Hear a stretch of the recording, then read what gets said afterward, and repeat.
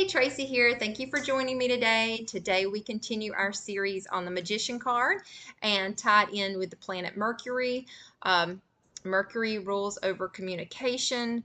It also rules Gemini and Virgo. Gemini and Virgo are both mutable signs, so they're quick, adaptive, they change, pivot. Kind of to back up a little bit, so you've got your cardinal signs, which are the initiators of change, such as Aries, Cancer, Capricorn, and then you move into your mutables. So, like once you've begun something, then where do I need to pivot and change to get it to move forward? That would be Sagittarius, uh, Gemini, Virgo, and Pisces. And then you get into your fixed signs. They're You've gotten a little bit farther down your process. You don't want to change as much. You're kind of more rigid in your beliefs and your ways of thinking. That's going to be Taurus, Aquarius, Leo, and Scorpio. So they're very mutable. Mercury is a very quick energy. I mean, it rules communication. It's going as above, so below. You know, in mythology, Mercury or Hermes was the only one that could move from the earth and underworld to the heavens to the gods. And, you know, he was able to go back and forth wherever he wanted to go to get those messages out. So, looking at it that way, Mercury is quick, quick, quick. It's how you communicate, how your thought process. So, for example, I believe a lot of rappers have strong Gemini placements from what my understanding. And that makes sense because think about it. They're fast, fast, fast, you know, quick-witted. Their words are coming out very fast. You know, they're fast on their feet, things like that. And Gemini is an air sign, so it's more mental. And then as you go through the zodiac wheel, Mercury also rules Virgo. So it's as you've gotten farther into the process, well, what are the details? Virgo wants to know the details and how to be of service and how to communicate things effectively in that way. What are the what processes are going to get me where I need to go? So Gemini is kind of the early part. I want to know as much as I can. I want to go, go, go. I want to learn.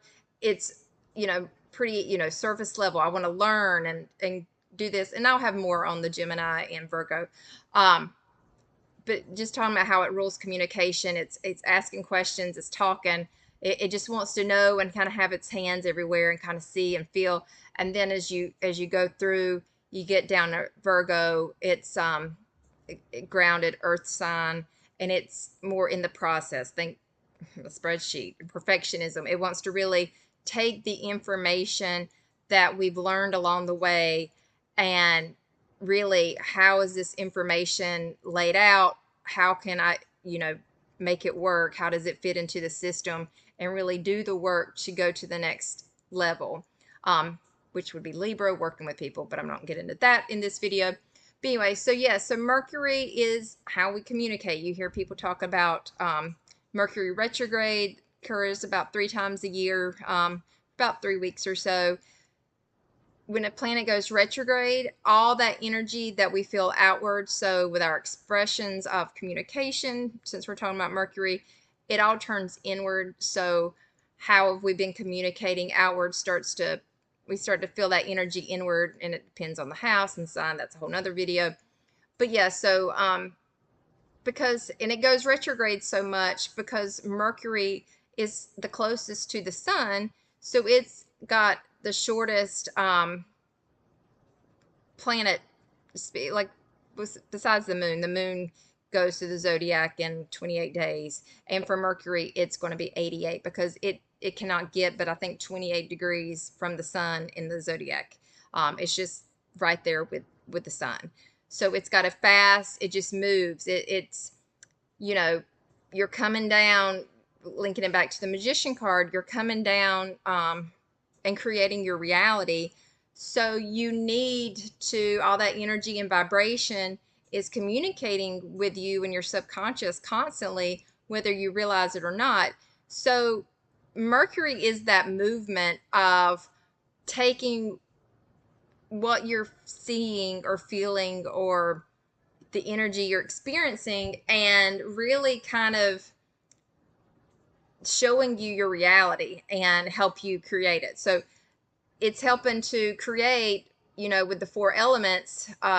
You've got again, your wands, which are fire, pentacles, earth, cups, water, and sword is air. So you're really, what you see is what you're creating. So it's like, again, going back to what are you telling yourself? What words are you communicating? How are you expressing that outwardly?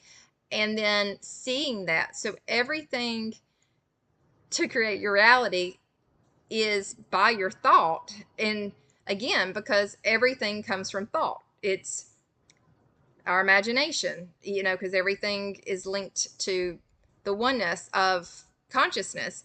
And so Mercury's that movement, getting us, feeding us all that information and flowing.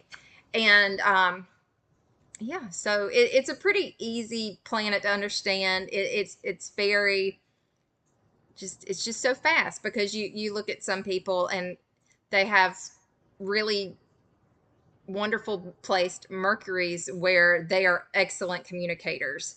And then maybe you've got somebody with Mercury and Saturn that are in conjunction or a square, opposition, some aspect that causes challenges for them to overcome in this lifetime to be able to effectively communicate. And then maybe you have somebody that has Venus conjunct their Mercury, or in a nice aspect, a trine, which is 120 degrees. And maybe they speak just so poetically, and so you love to hear them.